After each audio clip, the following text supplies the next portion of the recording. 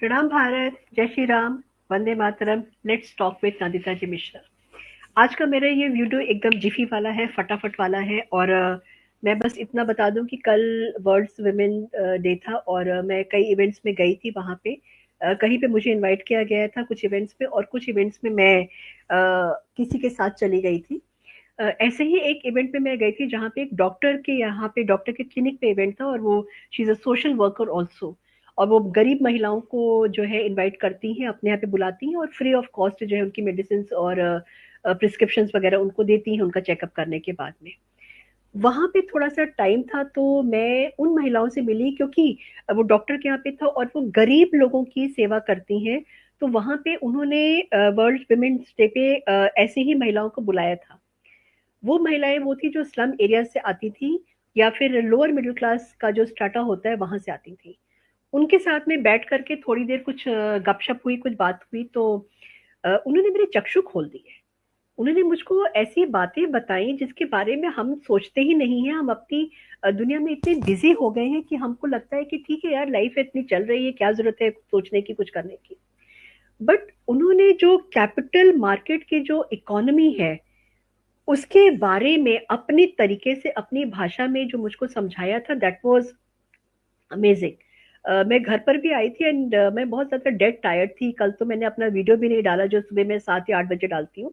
तो इस समय मैंने कहा कि नहीं, बैठते हैं, बात करते हैं, क्योंकि जो बातें उन्होंने मुझे बताई थी वो घर पे आके मैंने ऐसे डिस्कस किया था अपने हस्बैंड के साथ में, अपने बच्चों के साथ में। तो ये समझ में आया कि क्या बात उन लोगों ने बोली है। हम लोग मॉडर्न हो गए हैं। हम लोग अपनी दुनिया में इतने व्यस्त हो गए हैं कि हमको संस्कार जो है या हमारे जो फैमिली का जो एसेंस है उसके बारे में हम भूल गए हैं। और हमें लगता है कि भाई हम जो बता रहे हैं अपने बच्चों को, हम जो कर रहे हैं, तो वो वही सबसे ज्यादा सही है, वही सब कुछ है। उन्होंने मुझको बताया कि उनके खर्चे कैसे कम होते हैं। और ये जॉइंट फैमिली और न्यूक्लियर फैमिली की बातें हैं।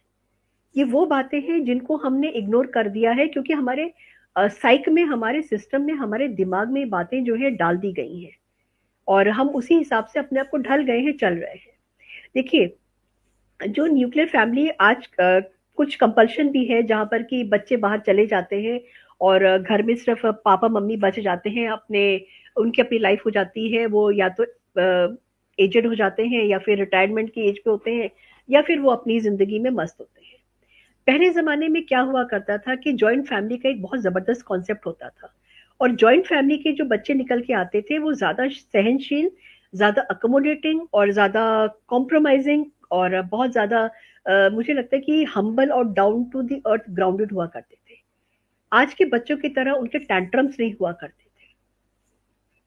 उनसे मैंने जब बात किया तो बात करते करते जो समझ में आया कि जो जॉइंट फैमिली है वो एक डायरेक्ट थ्रेट है इकोनॉमी को, उन बिजनेस हाउसेस को, जिनके हमारी न्यूक्लियर फैमिली की वजह से उनका बिजनेस चलता है और जॉइंट फैमिली की वजह से उनका बिजनेस ठप हो जाता है। ये सिर्फ ना डिमांड एंड सप्लाई वाली बात है। और मैं एक छोटा सा एग्जांपल अगर आपको देती हूँ कि अगर हम जॉइंट फैमिली में रहते हैं, बिजली के बिल के बारे में मैं बात करती हूँ आपसे। जॉइंट फैमिली में हम जब रहते हैं तो बिजली का बिल अगर हम देखा जाए तो जॉइंट फैमिली में मुश्किल से 2500 3 हजार आएगा।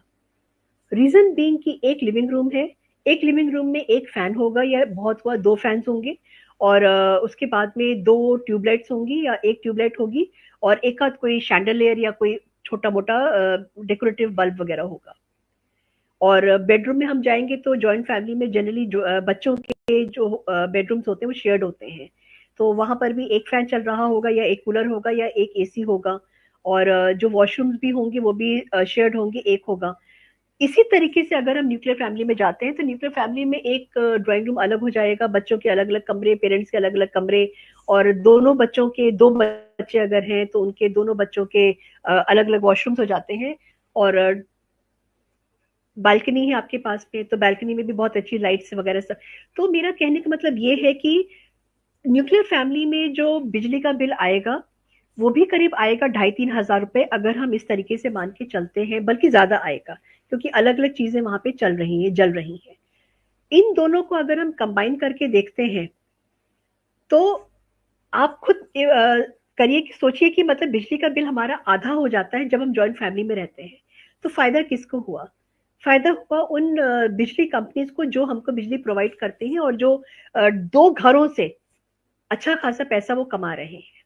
फिर हम ग्रोसरी की बात करते हैं। ग्रोसरी भी जब जॉइंट फैमिलीज होती हैं तो नपी तुली ग्रोसरीज भली लैविश आती है। हम 25-30 हजार रुपए भी अगर मान के चलते हैं तो वहां पे एक सिंगल किचन होता है, सिंगल गैस स्टोव होता है, और गैस का भी जो खर्चा होता है वो भी वहां पे एक सिलेंडर या दो सिलेंडर में महीने का चल जाता है। और उसके बाद में खाना भी सबके मन का वहां पे अगर नहीं बनता है तो भी वो कंज्यूम हो जाता है, डस्टबिन में नहीं जाता है। और न्यूक्लियर फैमिली में अगर आप जाइए तो वहां पर भी जा करके एक चिमनी अलग होगी, गैस का सिलेंडर का जो आपका या जो पाइपलाइन से आपके पास में गैस आ रही है वो अलग उसमें आएगी। तो ये सब चीजें भी जुड़ती हैं। और न्यूक्लियर फैमिली के जो बच्चे होते हैं उनके टेंट्रम्स भी ज्यादा होते हैं। टेंट्रम्स इसलिए होते हैं कि जॉइंट फैमिली में तो जो खाना अगर बच जाता है तो किसी न किसी फॉर्म में वो शाम को वो कंज्यूम हो ही जाता है। लेकिन न्यूक्लियर फैमिलीज में बच्चे जो है, नहीं अभी तो हमने सुबह खाया है, हम ये दोबारा रिपीट नहीं करेंगे और हम इसको दोबारा नहीं खाएंगे। तो ये सब चीजें बहुत ज्यादा हो जाती हैं। और खाना कहाँ जाता है? डस्टबिन में। और उसी हिसाब से आजकल एक गाना है ना कि आ गया कचरे वाला आ गया। सूखा कचरा अलग है और गीला कचरा अलग है। तो गीला कचरा क्या है? सब्जी के छिलके तो हैं, लेकिन साथ में वो खाना भी होता है जो बच्चे नहीं खाते हैं, जो कंज्यूम नहीं करते हैं, वो सीधे डस्टबिन में जाता है। तो वेस्टेज आपका वहां पर भी होता है। हम अगर रेस्टोरेंट्स में जाते हैं, रेस्टोरेंट में अगर जॉइंट फैमिली जाती है, 8 लोगों की फैमिली गई तो आराम से 2,500-3,000 रुपए में आप पूरा का पूरा खाना खाकर बिना वेस्ट किए आप चले आते हैं। लेकिन अगर यही दो सेम फैमिली को अगर हम 2 पार्ट्स में डिवाइड करते हैं, रेस्टोरेंट में जाते हैं, खाने का बोल तो उतना ही बड़ा है। इतने बड़े बोल में अगर 8 लोग खाएंगे तो सब खत्म हो जाएगा, लेकिन इतने बड़े बोल में अगर 2 लोग खाएंगे तो खाना डेफिनेटली आपका बचेगा। और बिल आपको दो जगह पे उतने उससे ज्यादा देना पड़ेगा।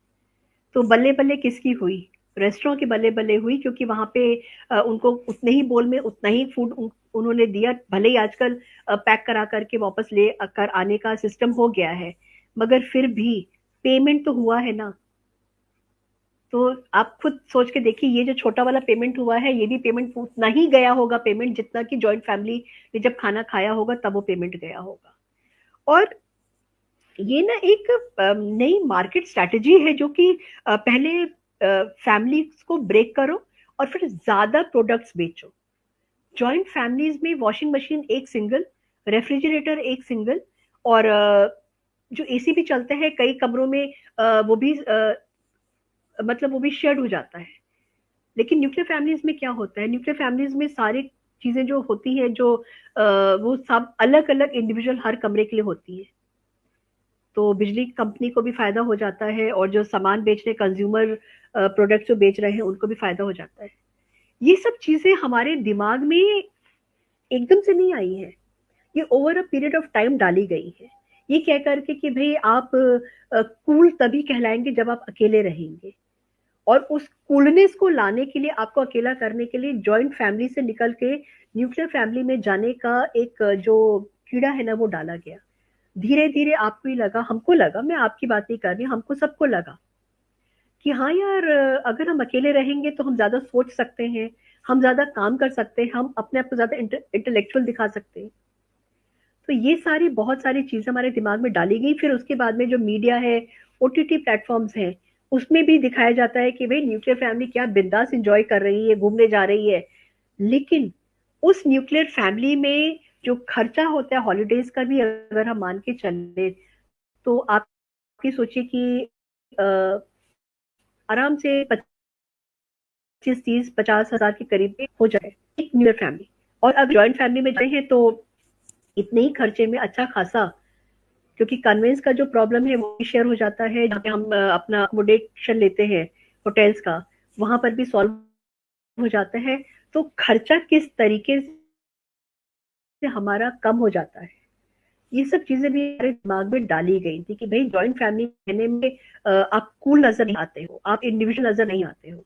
फेमिनिज्म फेमिनिज्म का भी झंडा जो है गाड़ दिया गया था, और औरतों का ये था कि भाई महिलाओं का मन के लिए भी हो जाता है कि भाई आप जो है अपनी जो अपनी क्वालिटीज़ हैं वो आप तभी दिखा सकते हैं जब आप कूल होकर के आप बाहर अकेले आप रहते हैं। तो बहुत सारी चीज़ें हैं और इन औरतों ने मेरे को बहुत सारा जिसको कहते हैं ना स्टे फूड फॉर थॉट दिया था।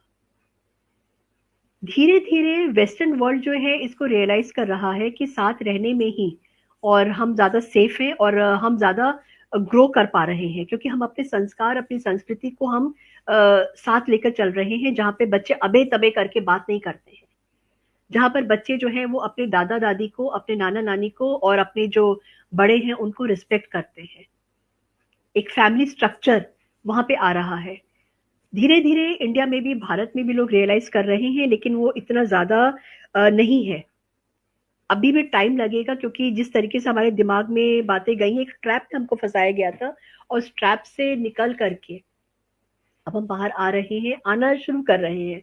टाइम लगेगा बट इन जो लेडीज़ हैं जिनसे मैंने कल बात की, इन्होंने मुझे बहुत ज़बरदस्त जो है सोचने के लिए एक ऐसा वो दिया कि मुझे लगा कि मुझे अब रुकना नहीं चाहिए। मुझे फटाफट एक वीडियो बनाना चाहिए और ये वीडियो मेरा सिर्फ़ 12-13 मिनट का है, इसको देखिए और सोचिएगा आप भी और कमेंट में मुझे ज़रूर बताइएगा कि जो चीज़ें मेरे दिमाग में चली हैं या जो चीज़ें मैंने सोची हैं, क्या वो आपको भी परेशान करती हैं या कर रही हैं या कुछ नहीं है? क्या आपको सोचने पे मजबूर किया? Thank you so much. मेरे वीडियो को लाइक करिएगा, शेयर ज़रूर करिएगा क्योंकि आज मैंने कुछ ऐसी बात बोली है जिसको कि मुझे लगता है कि अगर 4-5 लोग भी बैठ के सोचेंगे तो मेरा वीडियो बनाना सफल हो जाएगा। जय हिंद, जय भारत। भारत माता की जय।